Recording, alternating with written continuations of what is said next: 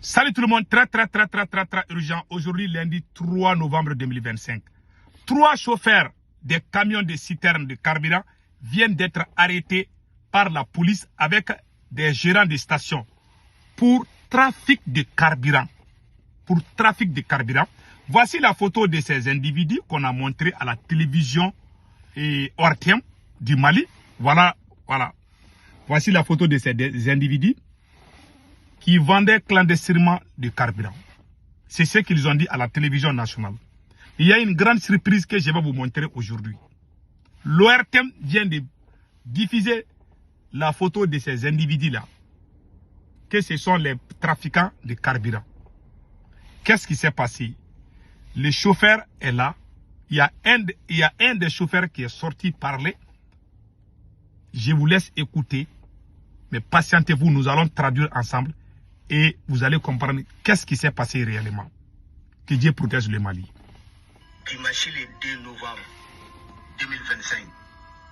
An y avait image de la bololo sanfɛ an ka télé nationale yɛrɛ journal la nga an b'an yɛrɛ ɲininka an ye chauffeur de an b'an yɛrɛ ɲininka mun na ni image in sera ka bila bololo sanfɛ cogo di. An ye mɔgɔ 4 ye k'a fɔ ko u minɛna tajiko yuruguyuruguli sira fɛ. Chauffeur mɔgɔ 3 ani mɔgɔ gansan 1 u mɔgɔ 4 de kun don. An balimamuso dɔ de ye polisiw wele k'a fɔ ko citerne dɔ jɔlen bɛ yɔrɔ dɔ la ko a bɛ ka taji ŋanamu. Ala y'a kɛ an ka finitigilakaw wulila joona k'u senfa ka s'a yɔrɔ la. U ye mɔgɔ 4 ninnu minɛ ka taga n'u ye commissariat. U talen n'u ye commissariat, u ye ɲininkali busamisɛn ga u la k'u ka sɛgɛsɛgɛliw n'u ka fɛn bɛɛ kɛ k'a yira k'a fɔ ko jɔngo Ala ni chauffeur ninnu ma minɛ suɲɛni na, u ma minɛ bingani na, Je vais traduire. u ma minɛ foyi la. K'a yira k'a fɔ an balimamuso min ye kunnafoni di olu ma, a ma kunnafoni jɛlen di u ma, a ma kunnafoni sabatilen di u ma. Donc u ye chauffeur ninnu labila k'u ka taa u ka denbaya la parce que u ma minɛ suɲɛni na. Voilà. Celui qui parle là, c'est un chauffeur. Il dit que les individus qu'on a arrêtés là, il y a une dame qui a appelé la police parce qu'il y a crise de carburant au Mali actuellement. Il y a, comme on appelle là, un camion de citerne était stationné où les gérants et les chauffeurs étaient au-dessus de ces camions de citerne. Il y a une dame qui est allée appeler la police pour dire qu'il y a des gens qui sont en train de faire les trafics de carburant. La police est venue les arrêter. Ils ont été interrogés et filmés avant même la conclusion. Avant la conclusion, ils ont été filmés déjà. Les mêmes individus qui ont été arrêtés là, la police les a léchés parce que la police a trouvé que ce n'étaient pas des voleurs. Je vous dis tout le temps, l'ennemi de la révolution, c'est la confusion. Ces individus ont été relâchés, ils sont allés chez eux. Au moment où ils étaient dans la famille comme ça, en train de manger avec leurs femmes et enfants, là, la télévision Ortem du Mali a diffusé leurs vidéos pour dire que ce sont des voleurs. Pendant qu'ils n'étaient même pas devant la police, ils étaient déjà chez eux. Parce qu'on a trouvé qu'ils n'étaient pas des voleurs. Quelqu'un qu'on a arrêté pour interroger, avant même la conclusion, ils se sont précipités pour aller les montrer à la télé. Sans connaître la suite. Ça a trouvé que les mêmes individus étaient déjà libérés. Parce qu'on n'a rien trouvé. Ces mêmes individus ont vu leur image à la télé malienne pour dire que ce sont des voleurs. Voilà, ce monsieur est sorti, c'est un chauffeur. Il est sorti dire, mais on est dans quel pays? On est dans quel pays? S'il y a crise de carburant aujourd'hui, c'est parce que les terroristes ont coupé la route. Pourquoi on veut trouver les boucs émissaires à tout prix? Si on ne dit pas que les gérants des stations sont en train de détourner les camions de citernes, on veut Assimi Goïta, le régime de Assimi Goïta est en train de créer la confusion entre les Maliens. Ils ont poussé leur vidéoman pour dire que s'il y a des commerçants qui travaillent avec les terroristes, il y a des vidéomans même pro Assimi Goïta qui ont dit que les commerçants la font exprès de se montrer aux terroristes pour que les terroristes brûlent leurs citernes. Quelqu'un qui achète, ces citernes qui viennent là, ce n'est pas l'État qui achète. Quelqu'un qui a payé sa marchandise avec son argent, vous êtes en train de les troquer, c'est comme des drogués. Au lieu d'aller chercher les terreaux qui ont coupé les routes là, vous ne cherchez pas ça. Hein. Vous êtes en train d'arrêter les paisibles citoyens sur les mensonges et puis ternir l'image des gens. Et vous voulez que Dieu vous aide. Ou bien on parle des mêmes dieux. Mais tu ne peux pas faire du mal à quelqu'un et puis s'attendre au bonheur. C'est pas possible. Voilà ce qui se passe au Mali. C'est ce que le chauffeur, lui c'est un chauffeur, il dit que on est dans quel pays? Les chauffeurs sont brûlés par les terreaux.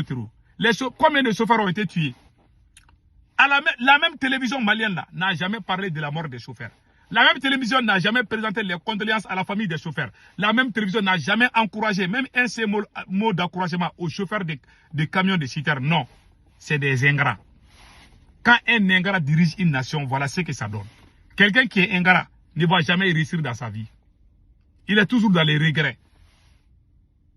Il va toujours faire quelque chose, mais il n'arrivera pas. Parce que quand tu es ingrat là, ça devient comme karma, ça se retourne contre toi. Et c'est ce qui est en train d'arriver à Assimi Goïta aujourd'hui. C'est combien de chauffeurs de citernes ont perdu leur vie. Il y a des apprentis qui ont été brûlés. Maintenant, il y a quelque chose qu'ils sont en train de cacher aux gens que je vais expliquer tout de suite. Même quand même les chauffeurs de carburant ne peuvent plus, même si les citernes sont vides, il y a des gens qui filment pour dire que même si tu parques ton camion devant ta porte là, il y a des gens qui vont aller filmer pour dire que tu es en train de faire le trafic de carburant au Mali. Ils ont créé la confusion. Les gens ne se rendent pas compte que s'il y a crise de carburant, c'est parce que les terroristes ont coupé les routes. Les gens ne se rendent plus. Ils ont créé la confusion. Ils ont mis dans la tête de beaucoup des idiots que non, que le carburant est là, que ce sont les commerçants qui refusent de vendre. Il n'y en a pas. Et puis il y a quelque chose que je vais expliquer aux gens. Il y a... quand les camions de citernes viennent, je vais expliquer ça à tout le monde. Quand les camions de citernes viennent, les chauffeurs prennent les bidons, les mêmes bidons d'essence, les mêmes bidons là, les bidons de 20 litres là. Les chauffeurs, les gérants des stations, c'est quelque chose qui s'est passé avant même la crise des carburants. Il y a des gens qui confondent ça avec les trafics de carburant. Quand ils voient quelqu'un avec les bidons là, en train de monter sur les camions de citernes, ils vont dire que la personne est en train de faire les trafics. C'est pas ça. Quand les camions viennent, les wagons là, on appelle ça les campements.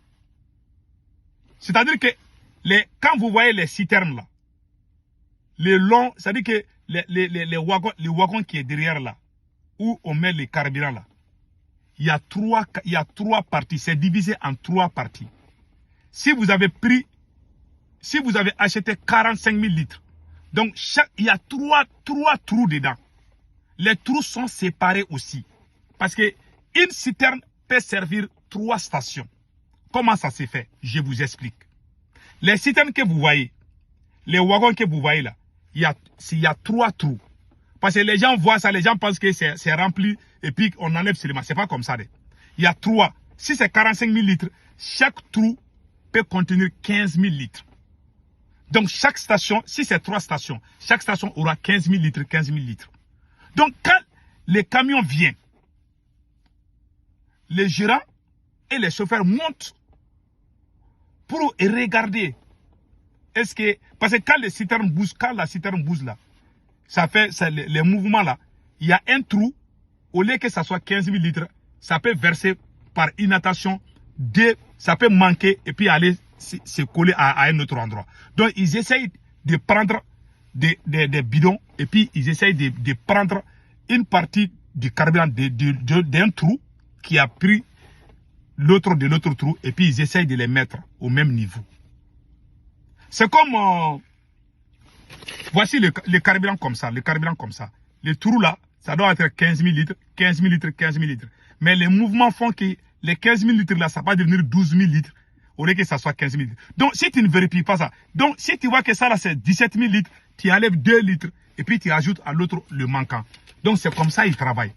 Moi je sais comment ces gens-là travaillent dans les stations. Donc au moment où ils sont en train de faire ce travail là, il y a des gens qui les filment parce qu'ils voient, ils sont au-dessus du camion, ils sont en train de prendre les bidons, ils sont en train de mettre l'essence et puis ils mettent de l'autre côté. Donc ils vont les filmer, ils vont poster ça sur les réseaux sociaux pour dire qu'ils sont en train de voler. Alors que c'est pas comme ça. Ils appellent ça le gougage. Voilà.